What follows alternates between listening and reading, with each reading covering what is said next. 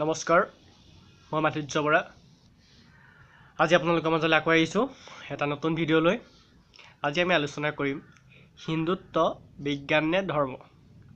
এইটো এটা ডাঙৰ প্ৰশ্ন। বৰ্তমান ইয়াক লৈ বহুত ৰাজনীতি কৰি আছে, সেইটো সমালোচনা কৰি নাযাওঁ। আচলতে হিন্দুত্ব বিজ্ঞান নে ধৰ্ম, আমি কিছু ক্ষেত্ৰত ভালকৈ যদি জুকিয়াই চাওঁ তেতিয়া দেখিম যে হিন্দুত্ব হ'ল এটা বিজ্ঞান। কেনেকৈ বিজ্ঞান আপোনালোকক অকণমান মই বহলভাৱে ক'বলৈ চেষ্টা কৰিম। যদি ভুল ভ্ৰান্তি হয় কমেণ্টত কৰিব, তেতিয়া মই আকৌ শুধৰাবলৈ চেষ্টা কৰিম। যিহেতু আমি মানুহ হয়, ভুল ভ্ৰান্তি হ'ব পাৰে। চ' আমি আমাৰ ভিডিঅ'টো আৰম্ভ কৰিবলৈ ওলাইছোঁ। আপোনালোকে লাষ্টলৈকে চাওক, শেষলৈকে চাওক, তেতিয়া আপোনালোকে বুজি পাব বিষয়বস্তুটো। আমাৰ এতিয়া কৈছে যে হিন্দুত্ব বিজ্ঞান নে ধৰ্ম। মই ভাবোঁ হিন্দুত্ব বিজ্ঞান। কেনেদৰে বিজ্ঞান? আমাৰ অতীতৰ ঋষিমুনিসকল শিক্ষাগতভাৱে বহুতো উচ্চমানৰ আছিল, তেওঁলোকৰ চিন্তা চৰ্চাবোৰ বহুত ওপৰত আছিল। কিন্তু আমাৰ সাধাৰণ মানুহবোৰে, আমাৰ অসমীয়া মানুহ বা ভাৰতীয় মানুহসকলে কিবা টান বিষয়বস্তু এটা বেয়া পায়। বিজ্ঞান শব্দটো মানে বহুত টান, বস্তুটো ভয় কৰে। সেইকাৰণে ধৰ্মৰ মাজেৰে কিছুমান আমাক নীতি শিক্ষা দিব বিচাৰিছিল। মানে আপোনাৰ চাবচোন, ধাৰ্মিক কাহিনী বা বিভিন্ন সাধু কথা কাল্পনিক হ'ব পাৰে। ধৰ্ম কাল্পনিক বুলি কোৱা নাই, কিছুমান সাধু কথা কাল্পনিক হ'ব পাৰে, কিন্তু তাৰ তলত থকা কাহিনীটো পঢ়ি পেলাই যিটো শিক্ষা পাওঁ সেইটো সঁচা কথা। মানে কাহিনীটো এটা মেছেজ দিয়া হয়, সেই মেছেজটোৱে আমাক বহুতখিনি শিকায়। তেনেদৰে ধৰ্মৰ মাজেদি আমাক বহুত শিক্ষা দিয়া হয়। সেইকাৰণে মই এইটো কি বিজ্ঞান বুলি ক'লোঁ। এতিয়া আমাৰ হিন্দু সমাজত আছে যে আমাৰ প্ৰতি ঘৰৰ মানুহত এজোপাকৈ তুলসী ৰুব লাগে, বাৰীত তুলসী থাকিব লাগে। এতিয়া বিজ্ঞানভিত্তিক কাৰণত গম পাইছোঁ যে তুলসীয়ে অকলে বহুত কেইজোপা গছে যিমান অক্সিজেন এৰি দিয়ে, অকলে তুলসী গছে সিমান অক্সিজেন এৰিব পাৰে। ইয়াৰ মানুহৰ স্বাস্থ্যৰ কাৰণে ভাল, বায়ু বিশুদ্ধ কৰে। সেইকাৰণে আমি ঘৰত তুলসী ৰুব লাগে। সেইটো এটা বিজ্ঞানভিত্তিক কাৰণ। ইয়াত ধৰ্মৰ মাজেদি মানুহৰ মাজত সোমোৱাই নিয়া হৈছে, যাতে সকলোৱে কৰিব পাৰে বা বস্তুটো বেছি টান নাপায়। তেনেদৰে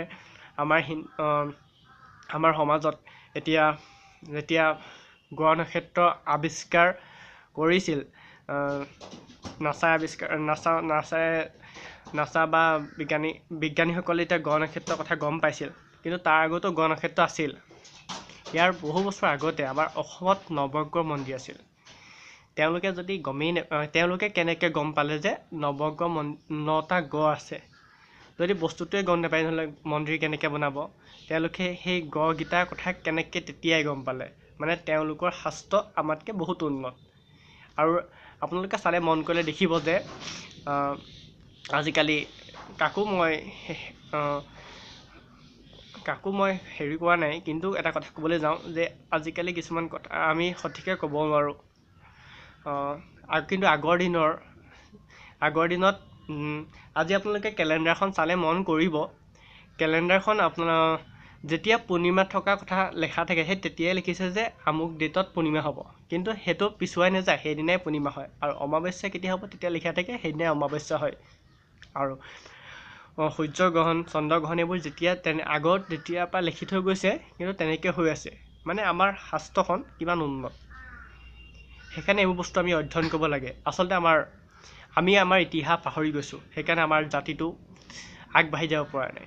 আমি আচলতে আমাৰ ইতিহাস, আমাৰ বস্তুবোৰ লাইব্ৰেৰীত বা বাকচত সজাই থৈছোঁ। আচলতে এইবোৰ সজাই থোৱা আমাৰ লাভ নাই, এইবোৰ উলিয়াই অনা আৰু পঢ়া। আৰু আমাৰ গীতা ভাগৱত এইবোৰ ধৰ্মীয় পুথি। আচলতে আমাৰ এটা প্ৰব্লেম আছে, আমাৰ যে অসমীয়া মানুহখিনিয়ে এইবোৰ বস্তু এটা বয়সৰ পিছত পঢ়ে। মানে যেতিয়া বৃদ্ধ অৱস্থাৰ হয় তেতিয়া হৰিনাম ল'ব লাগে বুলি কথা এষাৰ আছে, কিন্তু এইটো শিক্ষা যদি আমি ল'ৰা ছোৱালীক সৰুৰ পৰাই দিওঁ, মানে গীতা ভাগৱত পঢ়াটো বাধ্যতামূলক কৰোঁ, মানে ইয়াত যিটো বস্তু আছে সেই সাৰাংশটো আমি ল'ব লাগে, ইয়াৰ মূল ভাৱটো আমি বুজিব লাগে। আচলতে মন্দিৰত থৈ পূজা কৰিলে আমাৰ ইয়াৰ বিষয়বস্তু গীতা বা ভাগৱতে কি কৈছে সেইটো আমি বুজি নাপাম। সেইকাৰণে আমাক অধ্যয়ন কৰিব লাগে। আমি বস্তুটো যিমানেই অধ্যয়ন কৰিম সিমানেই তাৰ বিষয়ে জ্ঞান বাঢ়িব আৰু সমাজৰ কাৰণেও বহুত ভাল হ'ব। মানে যেতিয়া এজন যুৱচাম জ্ঞানী হ'ব, তেতিয়া সমাজৰ বিভিন্ন বিভিন্ন সমস্যা দূৰ হ'ব।